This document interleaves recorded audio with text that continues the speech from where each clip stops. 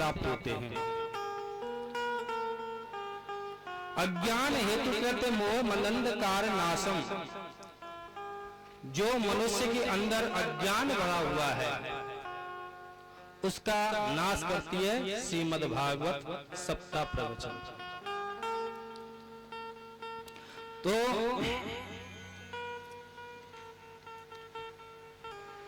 श्रीमद् भागवत कथा की क्या पद्धति है, क्या कोई कहानी है, ये क्यों सुनी जाती है,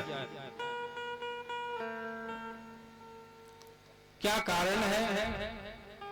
जिन बातों का विशुद्ध विवेचन किया जाए उसे भागवत महत्व कहते हैं। तो हमको कोई पुस्तक पढ़नी होती है तो उसमें एक आगे सबसे भूमिका लिखी होती है, उसके बारे में जानकारी कि इसमें क्या है। तो श्रीमद् भागवत में क्या लिखा हुआ है और इससे श्रवण करने से क्या फल की प्राप्ति होती है, तो यहाँ एक महत्व है, भागवत महत्व। सबसे पहले हमको महत्व के बारे में जानना है। तो भागवत का मतलब क्या है? भक्ति, ज्ञान, वैराग्य, त्याग।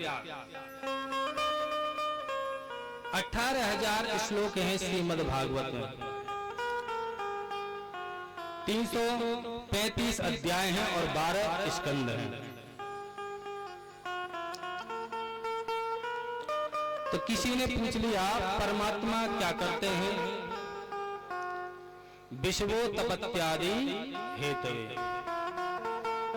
यानी कि ब्रह्मा के रूप में भगवान विश्व की उत्पत्ति करते हैं और विष्णु के रूप में पालन पोषण करते हैं।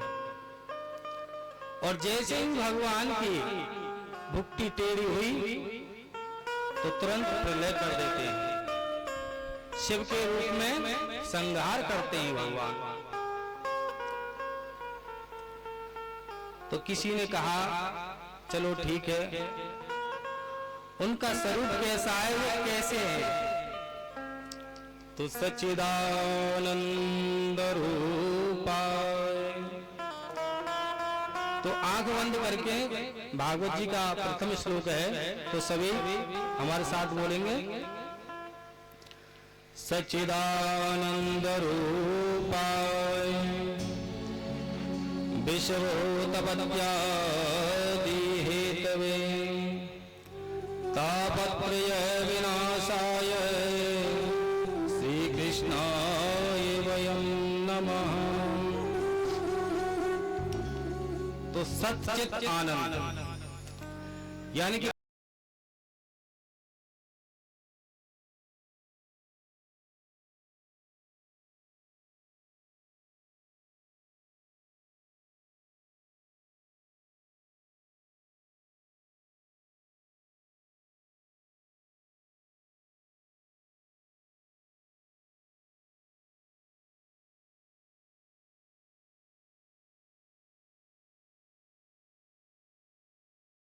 पहले सत्य था, भगवान कौन है? अविनाशी। पहले सत्य था और बीच में सत्य, यानी कि अंत में भी सत्य बचेगा। पहले, मध्य और बीच। चित्त माने प्रकाश, ज्ञान। या हमको कोई पुस्तक पढ़नी होती है तो बल्ब या ट्यूब की जरूरत पड़ती है, परंतु भगवान स्वयं प्रकाशवान है। एक आंख में चंद्रमा और एक में सूर्य। तो आनंद, अब आनंद ऐसा नहीं है, ये बाहर की चीज नहीं है, ये अंदर की चीज है आनंद। मान लो डल्लभ के गद्दों पर आप शयन करें, उसका नाम आनंद नहीं है। भैया बड़ा आनंद आ रहा है गद्दे पर। या कमरे में एसी चला करके सो जाएं, चदरिया ओढ़ करके, भैया बड़ा आनंद आ रहा है। तो अंदर तो बाहर होता नहीं है। आनंद का मतलब है आत्मा बोध, आत्मा ज्ञान का। जिसको आत्मा का ज्ञान हो जाए, आत्मबोध ज्ञान हो जाए। तो नंद घर आनंद भयो जय कन्हैया लाल की, अवध घर आनंद भयो जय लला राम की। तो सतचित आनंद ये तीनों श्री कृष्ण हैं, श्री राम। सच्चिदानंद रूपाय विश्वोत्पत्त्यादि हेतवे तापत्रय विनाशाय श्री कृष्णाय नमः। तापत्रय विनाशाय, तो तीन प्रकार के ताप हैं, आध्यात्मिक ताप, आदिक देविक ताप, आदिक भौतिक ताप। आध्यात्मिक ताप क्या है? जैसे घर में किसी से लड़ाई हो गई, भाई भाई की लड़ाई हो गई, पड़ोसी से लड़ाई हो गई, बिना बात के कोई झगड़ा हो गया, तो ये आध्यात्मिक ताप है। आदिक देविक ताप, देवी प्रकोप। जैसे कुछ समय पहले एक कोरोना वायरस आया था। मान लो एक किसान खेती करता है और उस खेत में बीज बोता है, उसे संवारता है और वो फसल पककर तैयार हो गई। मान लो 2 दिन बाद हमें इसकी कटाई करनी है। अब ओलावृष्टि हो गई 2 दिन पहले, बारिश आंधी तूफान आ गई, तो ये फसल जो गई नष्ट हो गई। तीसरा भौतिक ताप। भौतिक यानी कि शरीर में कष्ट। या मान लो मनुष्य के ग्रह नक्षत्र लगन सब कुछ ठीक है और रास्ते में चल रहा है, सब कुछ ठीक है उसका, रास्ते में चल रहा है, मान लो किसी सर्प ने डस लिया, अकाल मृत्यु हो, तो देहि देव को भौतिक तापा, राम राज काहू ही व्यापा। आध्यात्मिक ताप, आदिक देविक ताप और आदिक भौतिक ताप, तीनों तापों को विनष्ट करने की सामर्थ्य है कृष्ण नाम में, राम नाम में। बोलो वहां के बिहारी लाल की। तो आज सभी माता बहनों ने कलश यात्रा की।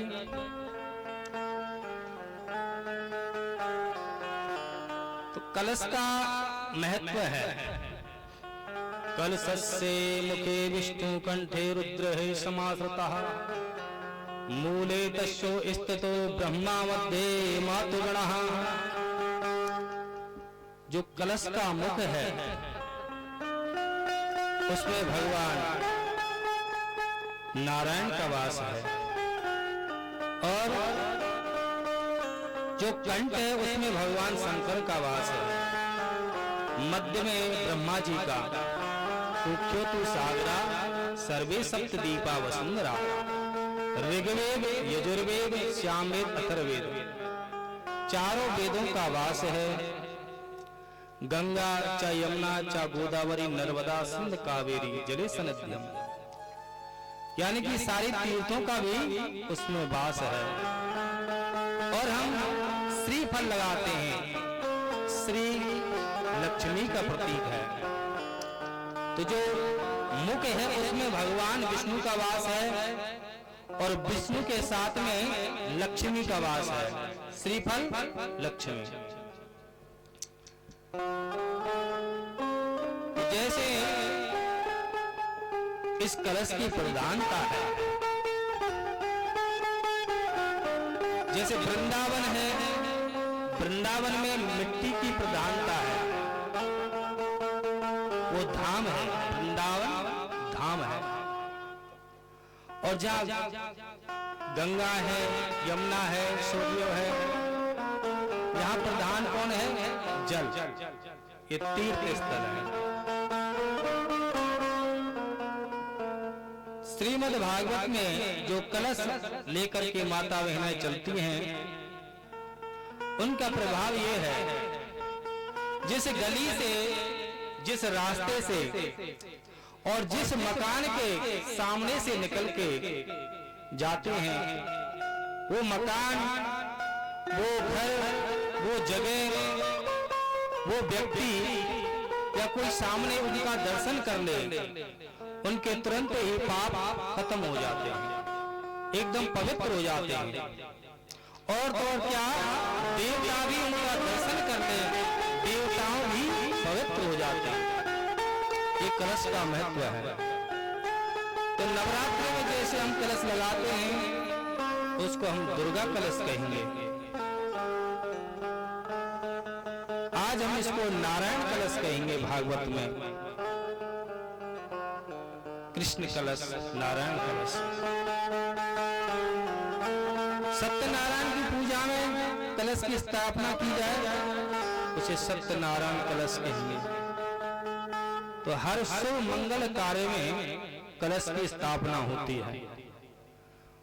तो कुछ समय पहले ये चित्रपट और तस्वीर नहीं थी, तो कलश की स्थापना करके सभी देवी देवताओं का पूजन किया करते थे, क्योंकि सबका वास कलश में है।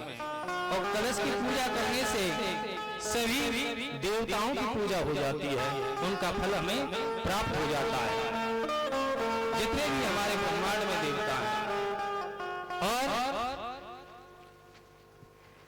जो हमारी गौ माता है,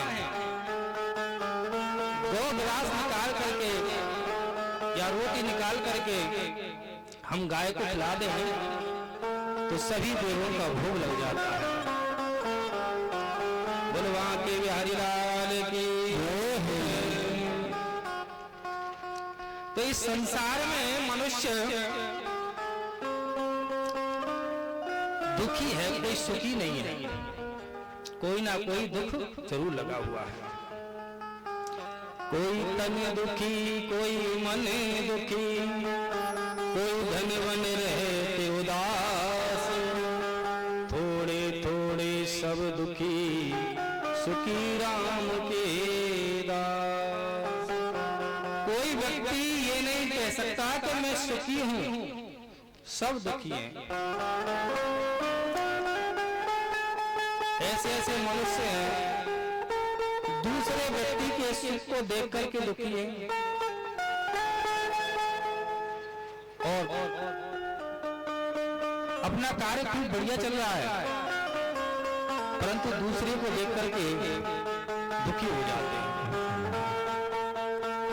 इस प्रकार के मनुष्य हैं कि मुझे कोई टेंशन नहीं है, कोई ना कोई कारण, कुछ ना कुछ परेशानी अवश्य लगी होती है। पहले सत्य था, भगवान कौन है? अविनाशी। पहले सत्य था और बीच में सत्य, यानी कि अंत में भी सत्य बचेगा। पहले, मध्य और बीच। चित्त माने प्रकाश, ज्ञान। या हमको कोई पुस्तक पढ़नी होती है तो बल्ब या ट्यूब की जरूरत पड़ती है, परंतु भगवान स्वयं प्रकाशमान है। एक आंख में चंद्रमा और एक में सूर्य। तो आनंद, अब आनंद ऐसा नहीं है, ये बाहर की चीज नहीं है, ये अंदर की चीज है आनंद। मान लो डल्लब के गद्दों पर आप शयन करें, उसका नाम आनंद नहीं है। भैया बड़ा आनंद आ रहा है गद्दे पर। या कमरे में एसी चला करके सो जाएं, चदरिया ओढ़ करके, भैया बड़ा आनंद आ रहा है। तो अंदर तो बाहर होता नहीं है। आनंद का मतलब है आत्मा बोध, आत्म ज्ञान का। जिसको आत्मा का ज्ञान हो जाए, आत्मबोध ज्ञान हो जाए, तो नंद घर आनंद भयो जय कन्हैया